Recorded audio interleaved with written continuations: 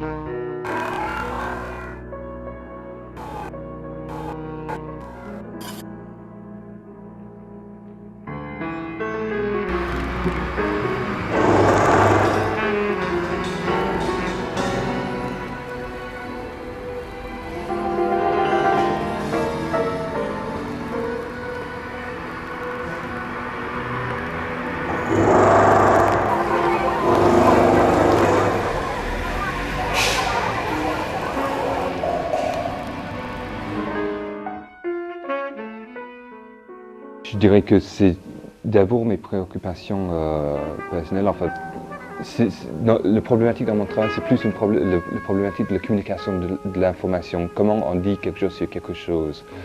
30 millions de morts.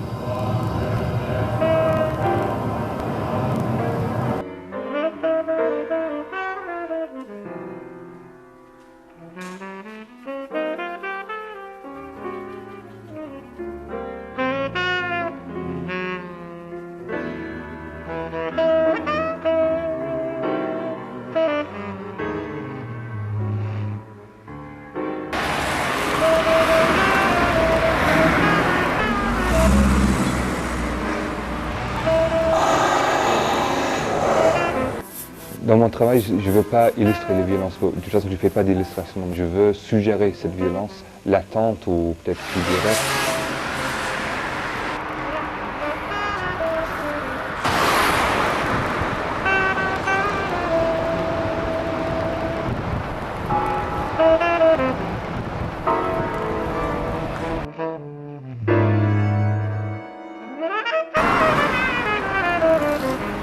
J'ai envie de dire que certaines choses par rapport à certaines situations, ou peut-être je suis engagé même plus politiquement qu'on imagine, et pour moi qui sont des situations graves.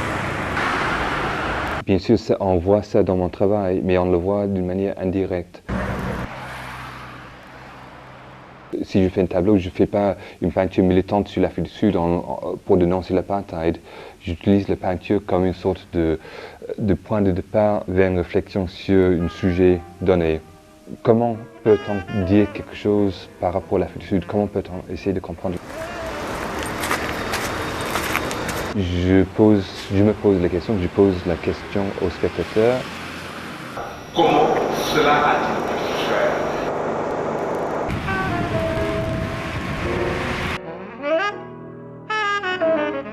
On a réussi à me cacher pendant 4 ans 1 million de cadavres. Si j'évoque le Rwanda, bien sûr, bon, c'est évident ce que c'est que la violence dans un pays comme le Rwanda, ce que c'était que cette violence physique et directe, qui sont des formes extrêmes de violence. Il y a quand même d'autres formes de violence qui sont imposées sur nous, enfin nous qui vivons tranquillement dans nos pays occidentaux. Et ces formes de violence sont des violences au quotidien, la manière dont on vit, la manière dont on travaille, ce que l'on pourrait appeler les formes subtiles de répression, de conditionnement sur l'individu. Et donc là aussi, c'est une violence pour moi très grave.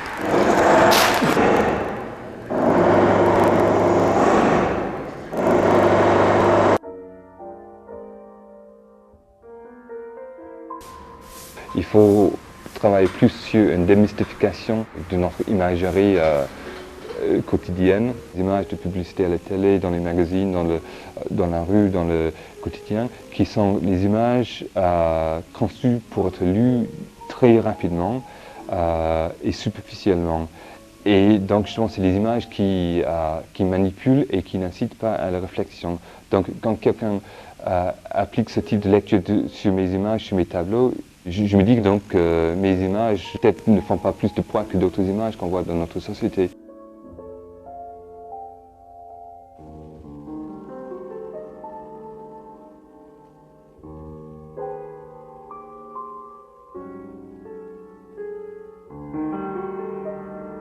C'est le fond de l'information qui pose un problème, c'est la quantité de l'information qui pose un problème. Parce que la quantité d'informations banales qu'on reçoit masque le peu d'informations valables qu'on reçoit.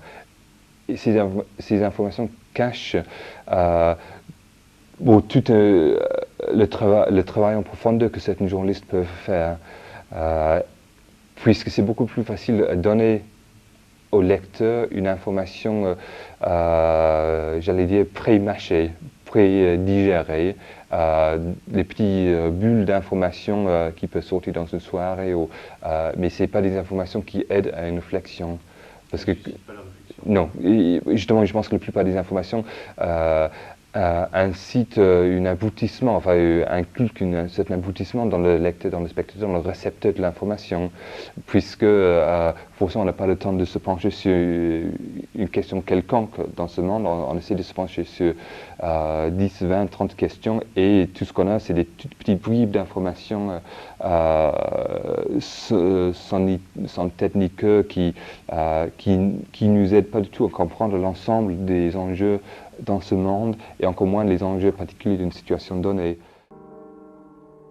Les conséquences de cette apartheid sont toujours là, les Noirs vivent dans les ghettos noirs, toujours les Blancs vivent dans les ghettos blancs, c'est aussi simple que ça. Les Noirs vont dans les écoles noires, les Blancs vont dans les écoles blanches, tout simplement.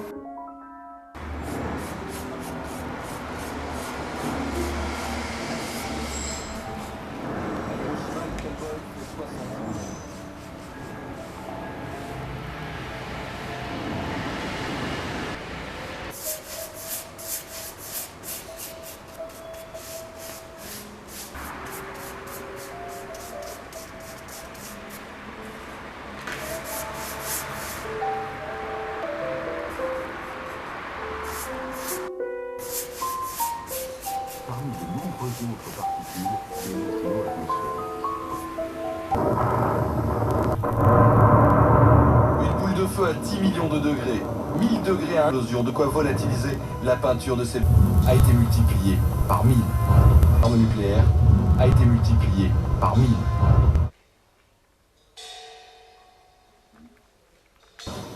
En quelques dixièmes de seconde, des masses d'air colossales sont propulsées à plus de 1000 km/h, un souffle capable de volatiliser une maison. Entre 1945 et 1960, au plus fort de la course à l'armement, la puissance des armes nucléaires a été multipliée par 1000.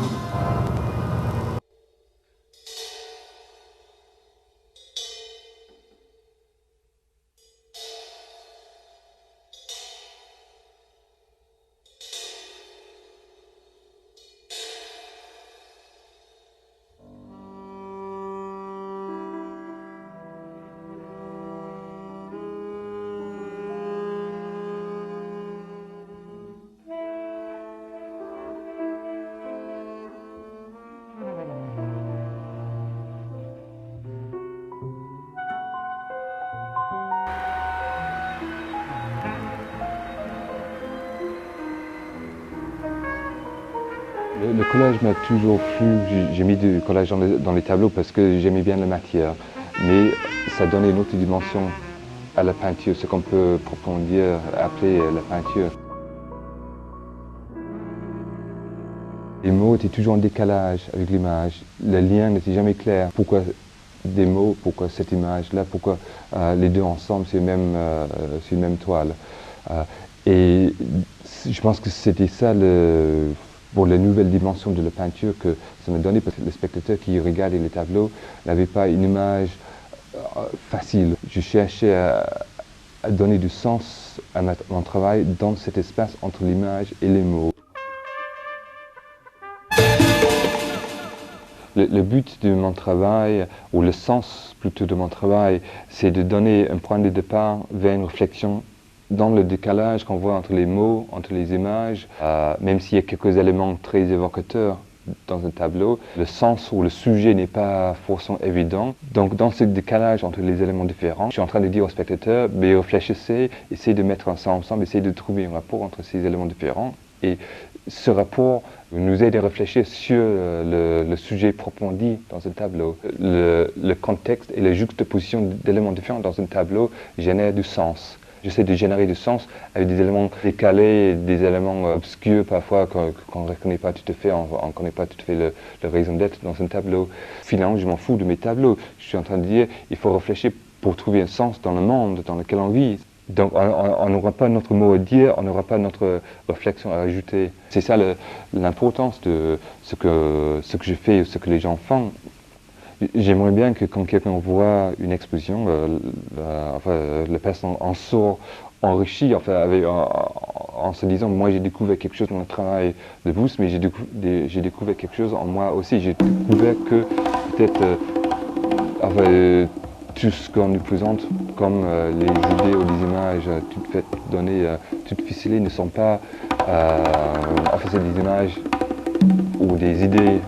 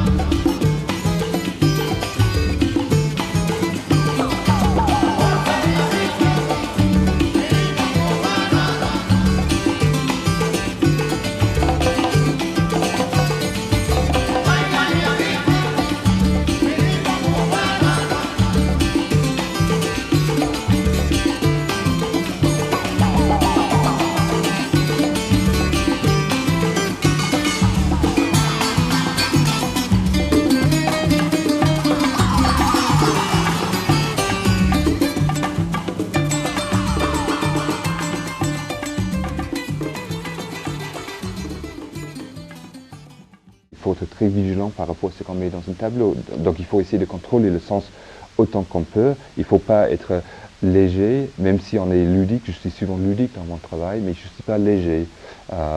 Et donc s'il y a des dérapages de sens, c'est des choses que je suis obligé d'assumer, puisque ça fait partie de l'œuvre.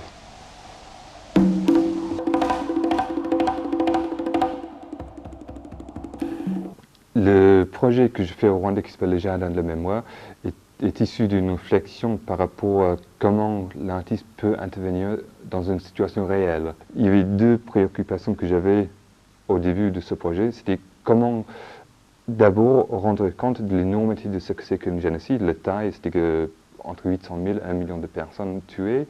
Et en même temps, de donner une certaine humanité à chaque victime, de dire que chaque victime était un être humain avec un nom, avec une identité propre. L'accumulation de ces pierres va faire l'œuvre artistique, parce que ce n'est pas, il faut expliquer peut-être, ce n'est pas un tas de pierres non plus. Ce serait sur un très grand terrain près de Kigali, avec une forme artistique qu'on est en train de définir. Donc et aussi, parce que c'est un jardin, c'est un lieu plaisant pour que les gens puissent venir se promener. Un jardin, c'est aussi un lieu de renaissance. Enfin, c'est pas un cimetière, c'est pas un lieu de mort, même si c'est très lourd de sens, ce jardin. Et donc, c'est un travail, bien sûr, avec les organisations de la société civile rwandaise, les rescapés, les femmes, etc., qui m'aident à donner du sens au travail, parce que c'est pas non plus une œuvre artistique que je signe en bas à droite comme sur un tableau. C'est une œuvre collective, même si je suis le concept du projet, ça n'aura que du sens s'il y a une participation de beaucoup de gens dans le projet et s'il y a une compréhension aussi de ces gens qui participent dans le projet. Parce que ce n'est pas des gestes vides qu'on cherche, on cherche à donner du sens à un geste de mémoire. La forme du dessin du jardin essaie de reprendre un petit peu des formes des collines terrassées, des cultivations, des cultures rwandaises. Il n'y a aucun symbole plus que les symboles évidents de ce que c'est que la pierre. La pierre est quelque chose qui reste pour l'éternité, etc. Le symbole du jardin, parce que je l'appelle le jardin, qui est un lieu de renaissance aussi bien d'enterrement, etc. Mais donc c'est des symboles assez évidents, mais il n'y a pas de représentation de quoi que ce soit. Il n'y a pas de règle du jeu de la pose de pierre. Comme je disais tout à l'heure que c'est aux victimes de poser les pierres, bien sûr d'abord c'est pour les familles des victimes, disons, mais c'est pour toute personne qui veut poser une pierre en mémoire d'une victime. Et donc cette personne peut aussi être un bourreau dans le génocide, parce que pour moi c'est une manière de reconnaître que la personne a commis un crime, que le génocide a eu lieu. Donc c'est un acte de mémoire aussi qui est très important pour le processus qu'on veut essayer de mettre en marche.